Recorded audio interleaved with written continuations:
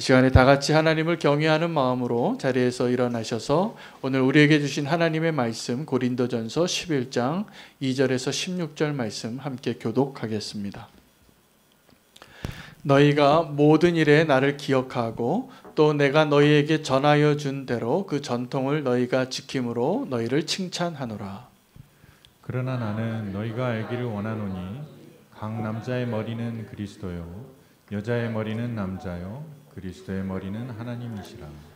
물은 남자로서 머리에 무엇을 쓰고 기도나 예언을 하는 자는 그 머리를 욕되게 하는 것이요 무릇 여자로서 머리에 쓴 것을 벗고 기도나 예언을 하는 자는 그 머리를 욕되게 하는 것이니 이는 머리를 민 것과 다름이 없음이라. 만일 여자가 머리를 가리지 않거든 깎을 것이요 만일 깎거나 미는 것이 여자에게 부끄러움이 되거든 가릴지니라. 남자는 하나님의 형상과 영광이니 그 머리를 마땅히 가리지 않거니와 여자는 남자의 영광이니라.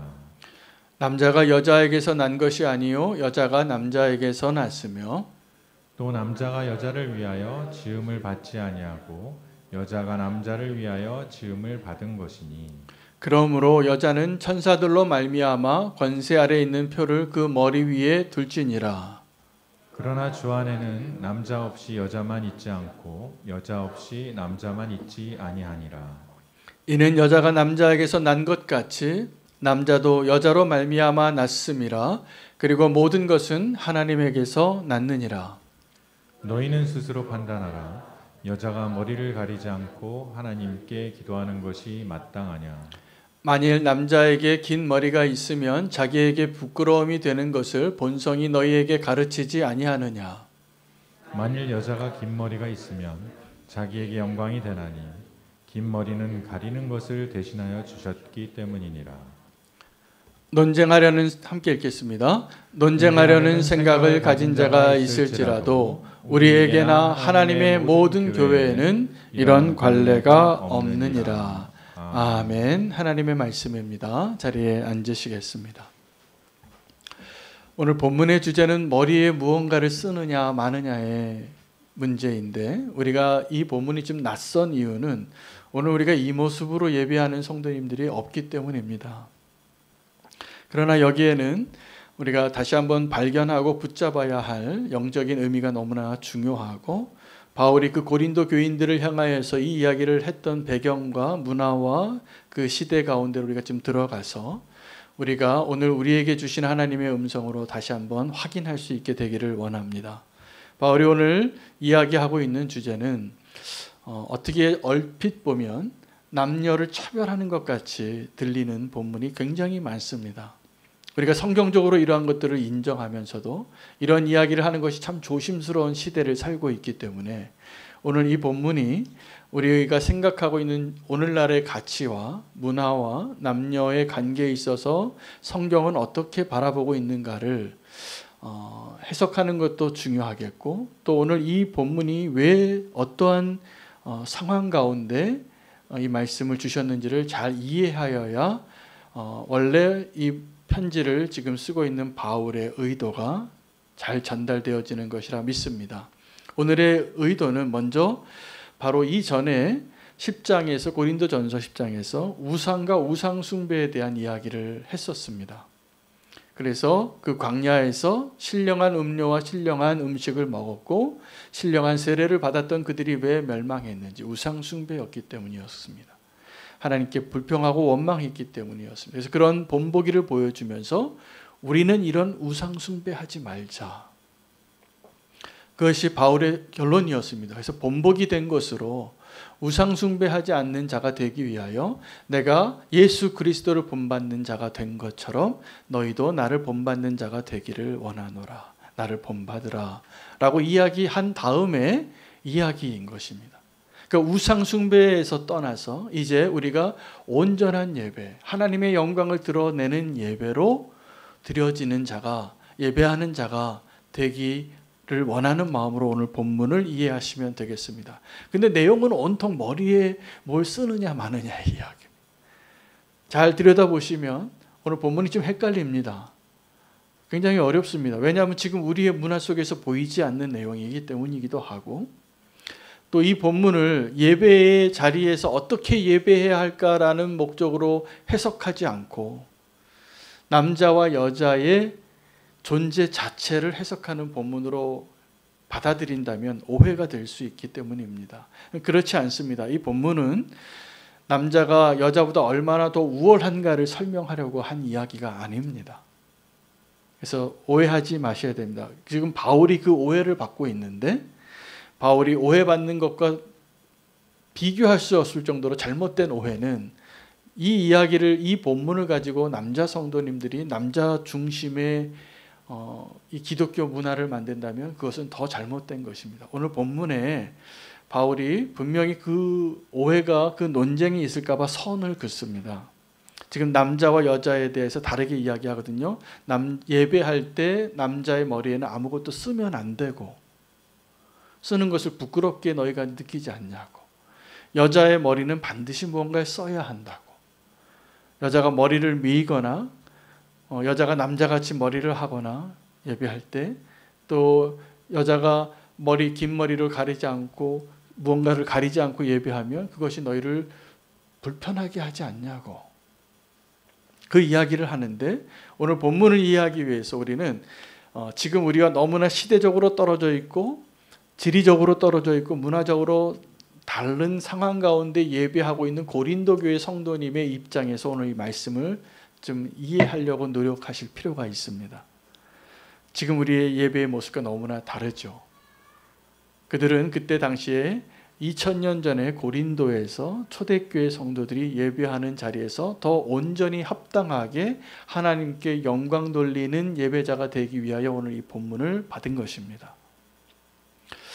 우리나라에도 맨 처음에 선교사님들이 복음을 전하고 전도하고 교회 건물을 짓는데 어떤 형태의 건물을 많이 지었냐면 기역자 형태의 건물 구조가 많았습니다.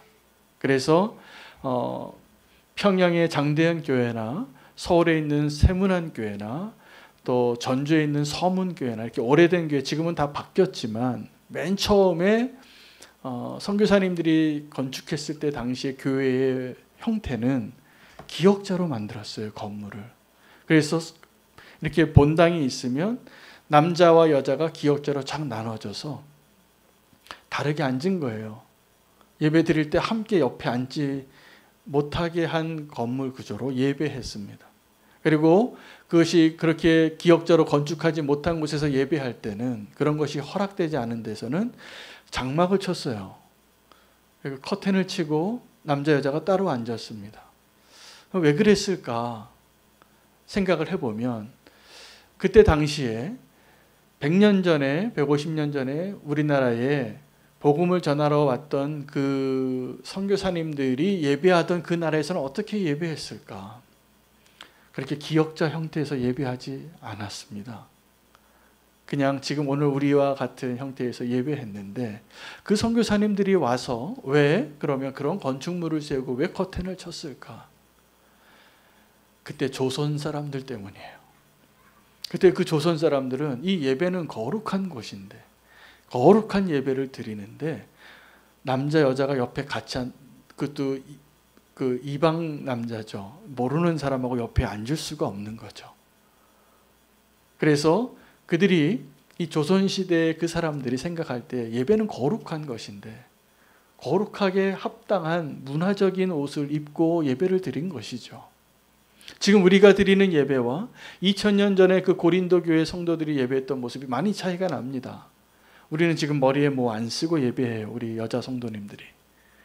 그러면 오늘 여자 성도님들이 오늘 이 고린도전서 11장 말씀을 받아들일 때 큰 잘못을 하고 있는 거잖아요. 그렇게 하지 말라고. 이것에는 오늘 우리가 그 문화적인 차이를 한 번 더 이해하고 이 본문을 읽어야 된다는 것과 바울이 왜 그 이야기를 했는가? 왜 남자는 머리를 쓰지 말아야 하고 왜 여자는 그 머리에 무언가를 가리고 예배해야 하는가에 대한 그 머리됨을 강조한 그 이유를 좀 우리가 알고 오늘 우리의 예배 가운데 적용한다면 그 바울이 고린도 교회 성도들에게 원했던 하나님의 영광이 드러나는 예배의 회복, 그것을 우리가 다시 경험하게 될 것이라 믿습니다. 바울이 이 고린도 교회 성도들에게 그들도 초신자였을 텐데 이렇게 예배하라라는 방식으로 이 이야기를 해주고 그 전통을 잘 지키고 있다라고 기뻐했어요. 2절에 보면 내가 너에게 전해준 그 전통대로 너희가 이렇게 예배하고 있다. 그러니까 그들이 지금 바울이 설명해 준 대로 남자는 머리에 아무것도 쓰지 않고 여자는 머리에 무언가를 덮고 예배한 것을 칭찬하면서 이제 그 이유를 설명해 주는 것입니다. 바울이 오늘 우리에게 오해를 받는 것처럼 기독교인들이 믿지 않는 사람들에게 오해를 받는 사례가 참 많았습니다. 초대교회의 그 성찬식은 그들의 예배에 있어서 가장 핵심적인 성례전이었습니다. 모일 때마다 식사를 했어야 해요. 이 성찬을. 그들이 고백하는 내용은 예수님께서 부탁하신 그대로의 그 고백을 서로 대화로 이야기하는 것이죠. 누가 그 집례하는 분이 이것은 나의 몸이니 너희가 받아 먹으라. 아멘. 내가 믿음으로 주의 몸을 먹습니다. 또 집례하는 사도가 그랬겠죠. 이 잔은 나의 피니 이 잔을 받아 마시라. 새 언약의 피니. 그들이 아멘하고 또 이 피를 마십니다. 이렇게 고백하면서 마셨을 겁니다. 그런데 이 장면을 믿음이 없는 사람들이, 예수님을 알지 못하는 사람들이 봤을 때는 너무나 오해할 만한 이야기이죠. 그 고백들이 나를 기념하라라고 나를 내어주신 생명의 떡으로 우리의 죄를 용서해 주시는 새 언약의 피로 흘리신 예수 그리스도의 보혈을 모르는 사람들은 이게 식인종들이에요. 살을 먹고 피를 마시고. 그러니까 초대교회의 기록 가운데 이 성찬식의 전통을 오해하고 루머가 막 일어났어요. 이들은 정말 사회에서 격리시켜야 될 존재들이다. 그래서 그들을 박해하고 죽이고 학대하는 일이 너무나 당연하게 그렇게 여겨진 것이죠. 여러분, 복음은 오해를 받습니다. 여러분, 요새 새생명 축제하느라고 가족들에게 복음을 전하다 보면 이런 가족들 집안에 한 명씩 꼭 있어요. 어떤 분들이냐면 우리 엄마가 이상해요. 기도를 하는데 방언 기도를 하는 거예요. 우리 언니가 좀 이상해요. 우리 오빠가 이상해졌어요. 예수님 믿고 이상한 기도를 해요. 큰 소리로. 그걸 믿음이 없이는, 성령의 역사가 없이는 그것을 봤을 때 미친 사람 같은 거예요. 그래서 여태까지 교회 가는 것을 거북하게 여기고 그것이 장벽이 된 사람들이 그 집안에 한 명씩 다 있더라고요. 그렇게 뜨겁게 주님을 믿는 모습을 이해할 수 없는 그러한 사람들의 시선이 우리의 신앙생활과 우리의 예배 가운데 있다라는 것을 알아야 합니다. 여러분, 우리가 예배할 때 우리가 정말 주목하고 의식해야 할 시선들이 있습니다. 때로는 그것이 오해를 받기 때문에 오늘 이 바울도 오늘 이 본문을 설명해 주면서 그가 그 교회의 초대교회의 고린도 교회에 꼭 있어야 할 전통으로 그러한 예배의 형태를 설명해 주고 가르쳐 주고 떠났는데 오늘날 2000년 지난 우리가 봤을 때 아마 100년 전에 조선인이 봤을 때는 이 바울의 이 본문을 거부감 없이 받아들였을 거예요. 그렇게 충분히 받아들였을 것 같아요. 근데 지금 요 100년 사이에 우리가 얼마나 삶이 바뀌었냐 하면 우리의 생각과 가치관과 문화가 얼마나 바뀌었냐 하면 이 바울의 본문은 용납할 수가 없는 본문이에요. 기독교는 남녀 차별하는 종교네. 그렇습니까? 그렇지 않습니다.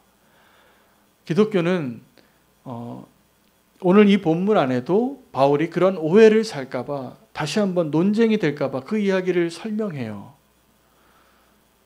남자 없이 여자가 존재할 수 없고 여자 없이 남자가 존재할 수 없다. 이게 무슨 말입니까? 똑같다라는 거예요. 여러분, 기독교는 남자 여자를 차별하지 않습니다.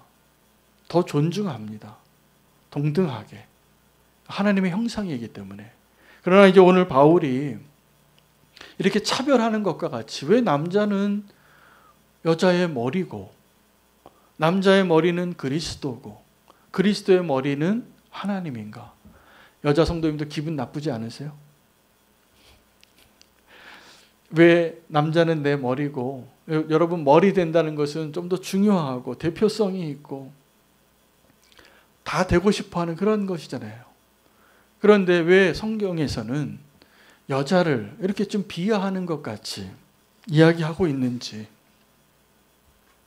오늘 바울은 그 머리됨에 대해서 설명하고 있는데 오늘 그 바울의 원래 이야기하고자 하는 그 의도를 다시 한번 잘 제가 설명하기를 원합니다.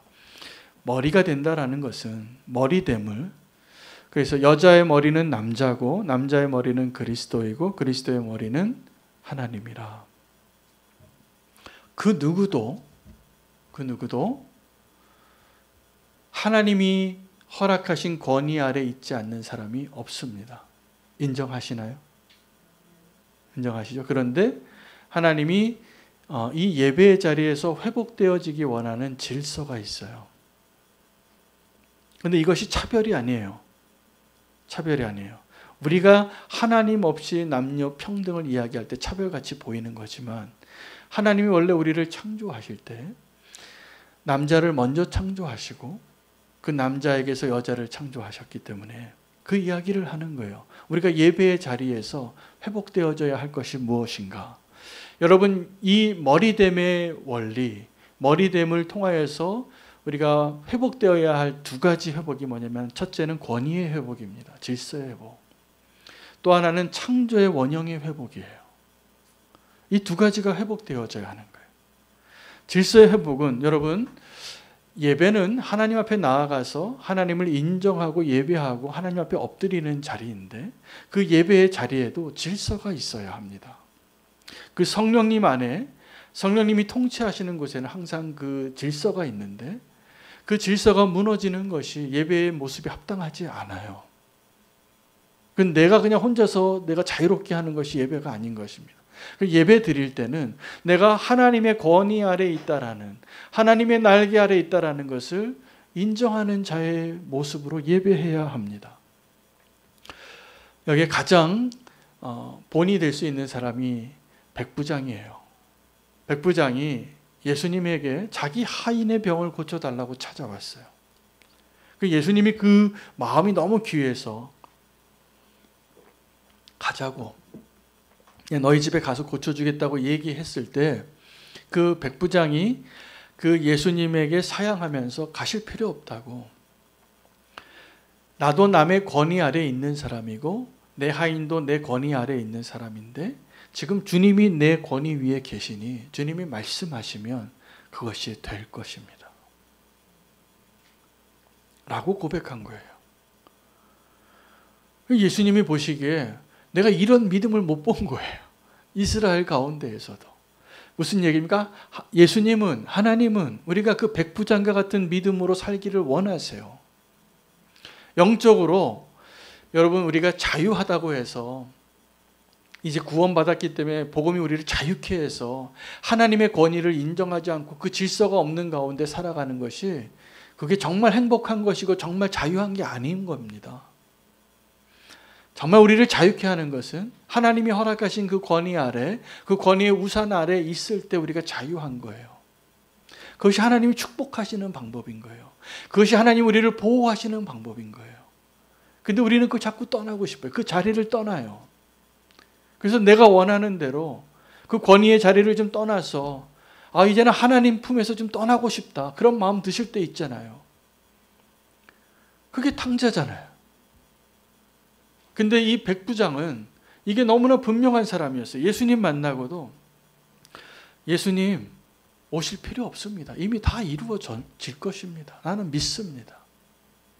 우리의 예배 자리에서 이 백부장의 믿음이 회복되기를 축복합니다. 그때 하나님께서 하나님의 그 질서 가운데 하나님이 정말 원하시는 모습으로 우리가 예배하는 자가 되는 것이 합당한 거지. 하나님 앞에 이 지금 권위의 문제에서 지금 갈등하는 분들이 계시다면 오늘 여기에서부터 우리의 마음을 새롭게 하시는 것이 필요합니다. 내가 어떤 권위자에게 상처를 받거나 내가 권위자의 문제 때문에 내 마음의 평안을 잃어버렸다면 오늘 그 사람이 그 머리에 두 권을 써야 할 사람이에요. 내 머리에 누군가가 있다라는 그것이, 그 모습으로 예배하는 것이 나를 향한 하나님의 축복의 시작이다. 그렇게 보시면 됩니다. 그 누구도 하나님이 허락하신 권위 아래에 있지 않는 사람이 없습니다. 근데 우리가 죄 지을 때 그걸 떠나는 거예요. 우리가 하나님의 품을 떠날 때 그렇게 가는 거예요. 첫 번째 회복되어질 것이 권위의 회복이에요. 머리가 중요한 것이니까 이 머리의 권위를 인정하는 것입니다. 두 번째는, 그럼 왜 남자 여자를 이렇게 차별했냐? 역할이 달라요. 역할이 달라요. 남자는 하나님의 역할을 하는 거고 여자는 남자의 역할을 하는 거예요. 그것을 그렇게 표현했어요. 그래서 남자는 하나님의 형상과 모양이라고. 지금 예배할 때 이 남자의 역할이 하나님의 자리에 하나님의 영광을 대신하는 자리예요. 역할이. 여자는 남자의 영광이라고. 이상하죠? 지금 여자에게 남자의 영광의 역할을 하라는 거예요. 그래서 여자는 항상 머리를 가려야 돼요. 예배자가 하나님의 권위를 인정하고 그리고 이 창조의 원리를 회복하는 것인데, 그러면 이런 의견을 주시는 여자 성도님이 계실지 모르겠습니다. 그 역할 좀 바꿔서 하면 안 되냐고. 그러나 우리가 창조의 장면으로 창세기로 돌아가 보시면 우리 남자 여자가 평등하지만 하나님께서 먼저 지으신 존재가 있어요. 남자를 먼저 지으셨어요. 근데 하나님이 이 창세기에서 모든 것을 만드시고 말씀대로 되어진 것을 보시고 다 보시기에 좋았는데 남자가 독초하는 것이, 혼자 거하는 것이 보기에 좋지 않아서 또 하나의 인간을 만드는데 누구에게서부터 만드셨냐 하면 남자에게서부터 만들었어요. 근데 남자와 여자는 하나예요. 원래 한 창조물이에요. 그런데 순서가 다른 거예요. 누구에게서부터 났냐? 오늘도 그 본문 가운데 그것을 두 개 다 설명합니다. 바울이 남자가 여자에게서 난 것이다라고 창조의 장면에서. 그러나 그 이후에 아담의 자손들 이후에는 다 인류가 누구에게서 났습니까? 여자에게서 났어요. 예수님께서 세례 요한을 칭찬하실 때 이렇게 칭찬하셨거든요. 여인에게서 난 자들 가운데 가장 큰 자라. 이 여인에게서 난 자 가운데라는 말은 아담 이후에 죄인들의 후손을 이야기하는 거예요. 이 땅에 사는 모든 인류들, 살았던 사람들, 그 모든 사람들 중에서 제일 큰 자가 이 세례 요한이라는 거예요. 놀라운 축복이죠. 이런 칭찬을 받는 것이. 그러나 그런 칭찬을 받게 된 이유는 세례 요한이 했던 역할 때문이에요. 세례 요한의 역할은 천국의 문을 열기 위하여 그 앞에서 준비하는 자였거든요. 그러니까 이 세례 요한이 서 있던 것이 어디라고요? 천국 바로 앞이에요. 그렇기 때문에 여자에게서 난 자 중에서 가장 큰 자라고 이야기하신 거예요. 그러면 여자에게서 난 자가 아닌 자들은 다 어떤 자들을 의미합니까? 아담하고 부활의 몸을 입을 자들이에요. 부활의 몸을 입을 자들이 이 여자에게서 난 자들이 아니에요. 이제 하나님께 새 몸과 새 하늘을 주실 때, 우리가 부활의 몸을 얻을 때는 여자에게서 태어나지 않습니다. 우리가 거듭난 몸을 입을 때는. 자, 그래서 전혀 다른 그 인류를 대비시키는 거죠. 여자의 몸에서 태어난 이 죄인들과 부활의 몸을 입고 영원히 살게 될 그 인류들. 연속성을 입고 우리가 동일한 존재이지만 다른 위치로 다른 모습으로 보이는 것이죠. 그때 이 세례 요한에게 칭찬하실 때 그 한 부류의 이 영역에 있는 사람들을 통칭해서 여자에게서 난 자들이라고. 자, 그렇게 따지면 모든 사람이 여자에게서 났죠. 남자가 어디에서 났어요? 저도 저희 어머니에게서 태어났어요. 여러분, 우리가 조국이라고 얘기할 때 누구의 나라예요? 어머니의 나라예요. 어머니가 위대해요. 자, 그런데 이 어머니의 나라, 또 우리에게 정말 근본이 되는 그 여자보다 더 사실은 이 창조의 장면에서는 무엇이 회복이 되어져야 하냐면 남자가 먼저 창조되었던 것이 회복되어지는 자리가 예배의 자리예요. 여러분, 또 여자가 남자를 위해서 존재한 것이지 남자가 여자를 위해서 존재하지 않았다는 사실이에요. 하나님이 왜 여자를 창조하셨습니까? 남자를 도우라고. 남자가 혼자 살 수 없는 존재니까, 너무 부족하니까 남자를 도우라고 만들어주신 거예요, 여자를. 그게 하나님의 원래 계획이에요. 그게 원래 남자다운 거고 그게 원래 여자다운 거예요.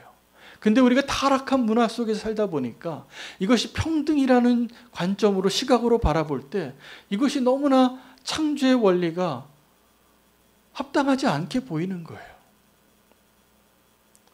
여러분, 예배의 자리에서 하나님이 원하시는 것은 창조의 원형이 회복이 되어지는 거예요. 그래서 다시 말하면 무너진 우리의 모습이 회복되길 원하는, 하나님을 떠나서 내 멋대로 살고 내 생각대로 살고 내가 원하는 대로 살았던 그 모습들을 회복시키길 원하시는 자리가 이 예배의 자리예요. 근데 오늘 이 본문에 바울이 생뚱맞는 한 문장이 들어옵니다. 여자에게 머리에 두건을 가리라고 하면서 누구 때문에 머리를 가려야 하냐라고 설명하는데 천사들로 말미암아 여자는 머리에 두건을 쓸지니라. 여러분, 오늘 이 자리에도 아마 천사가 있을 겁니다. 우리 예배할 때 하나님의 천사 예배하는 천사가. 그런데 그 예배의 자리에 그 천사들 때문에 여자들이 머리를 가리는 것이 꼭 필요하다라고 왜 이야기했냐면 그 예배의 자리에서 제일 먼저 실패했던 존재가 천사예요. 여인이 선악과 따먹기 이전에 우리 인류가 최초의 범죄로 하나님 앞에 실패하기 전에 먼저 실패했던 존재, 하나님께 기름 부음 받고 하나님의 그 예배의 자리에 하나님의 예배를 올려드리는 역할을 하기 위해 부름받고 지음받은 그 천사가 실패했어요. 왜요? 너무나 고귀한 자리에 기름 부음 받았는데 착각한 거예요. 교만해진 거예요. 에스겔서 28장에 보면 두로에 대한 심판의 메시지 가운데 이 타락한 천사, 예배의 자리에서 실패한 천사의 이야기가 예언되어져요. 이 두로를 두고 얘기한 게 아니에요. 그 천사를 두고 이야기한 거예요. 네가 그때 기름 부음 받은 자가 되어서 하나님을 예배하는 자의 자리에 예배를 담당하던 자였는데 사람들이 또 모든 피조물들이 하나님을 예배하는 그 자리에 그 영광을 하나님께 올려드리다가 네가 교만하여져서 하나님의 마음처럼 네가 생각하는 거야. 네가 너무 아름다워서 하나님의 영광을 가로챘구나. 그 이야기는 정확하게 태초에 아주 옛적에 하나님의 동산에서 이렇게 이야기를 해요. 그러니까 하나님의 동산에서 그 태초의 그 예배의 실패의 주인공이 누구였냐면 이 천사들이었어요. 그래서 오늘 우리가 예배드리는 이 자리에 천사들로 말미암아 천사들이 실패했던 그 예배를 우리가 다시 회복시키는 사명으로 머리를 가리라는 거예요. 여러분, 오늘 우리가 예배할 때 저와 여러분이 한 가지 분명히 알아야 될 것은 오늘 이 예배를 제가 여러분에게 지금 눈을 맞추고 예배하고 있지만 말씀을 전하고 있지만 오늘 내가 말씀을 전하는 것도 하나님 앞에서 하는 것. 오늘 찬양하신 분들 계신데 찬양하신 분들도 하나님 앞에서 하는 것. 그것을 의식하지 않고 인식하지 않으면 예배에 실패하는 자가 돼요. 다른 시선을 더 의식하게 되고 하나님을 놓치게 되는 것입니다. 오늘 그래서 이 본문은 너무나 우리 사회의 이 시대에 정말 접목시키기 너무나 이해가 안 되는 본문이지만 굉장히 중요한 원리를 바울이 고린도 교회 성도들에게 이야기해 주기 위해서 한 이야기예요. 문화는 다르지만 요지는 똑같아요.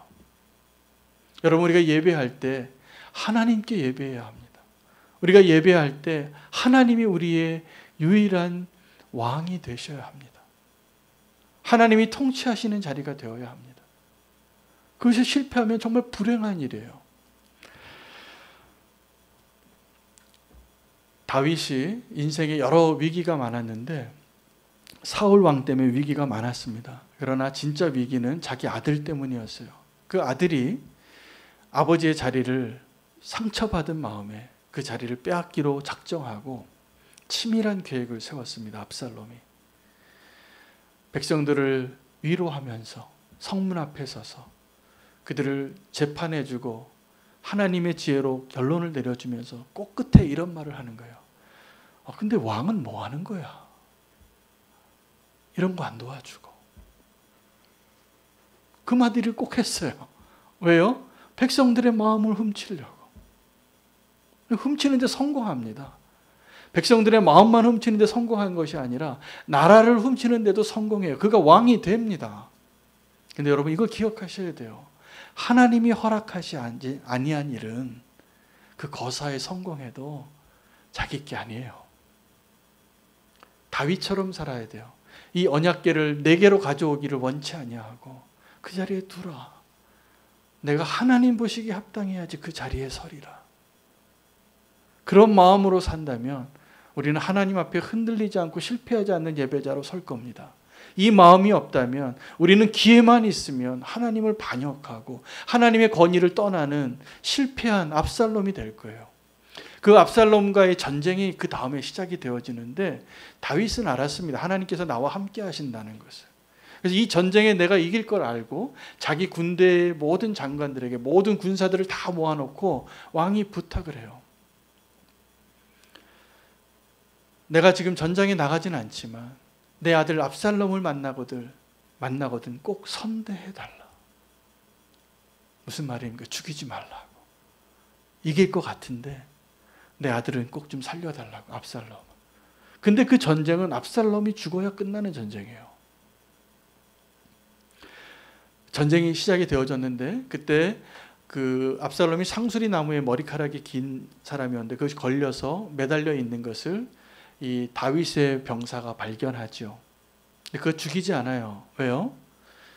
다윗 왕의 말을 기억했기 때문입니다. 그리고 요압 장군에게 보고하죠. 요압이 야, 너 그것을 왜 빨리 해결하지 않았냐고. 당장에 죽여버리지. 그때 이 병사가 이야기합니다. 왕 앞에서 내가 아무것도 숨길 수 없을 것을 압니다.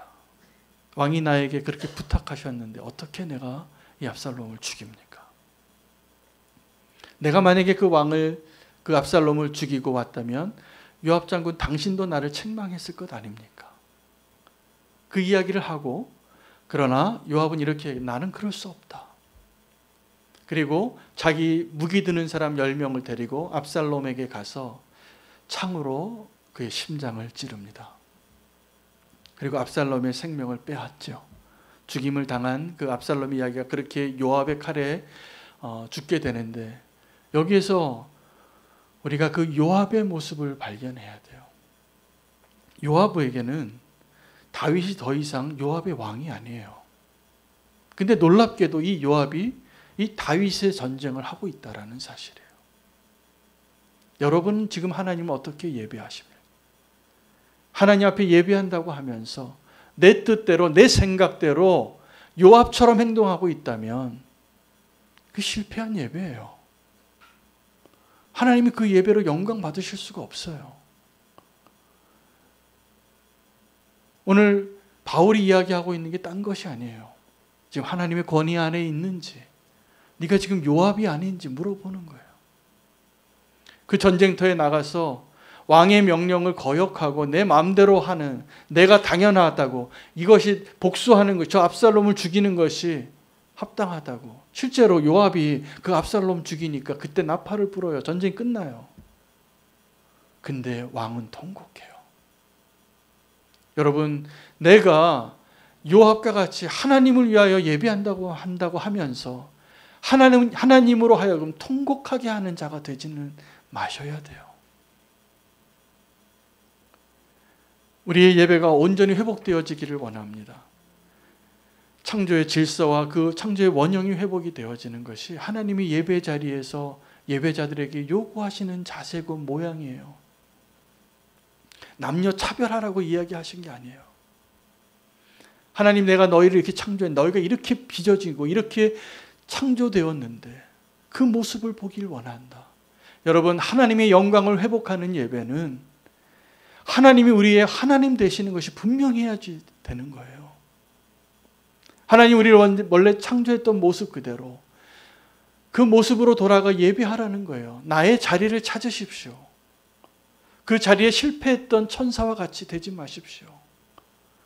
그들을 위하여 그 권위 아래 예배하는 모습을, 온전한 예배를 회복하는 증거로 여자들에게 머리에 두건을 쓰라고 한 거예요. 하나님의 영광을 회복하는 그 길은 하나님 우리를 원래 창조하셨던 그 모습 그대로 죄를 짓기 전에 그 모습으로 회복되어지길 원하시는 거잖아요. 오늘 우리 가운데 무너져 있는 영역들, 제일 보이지 않지만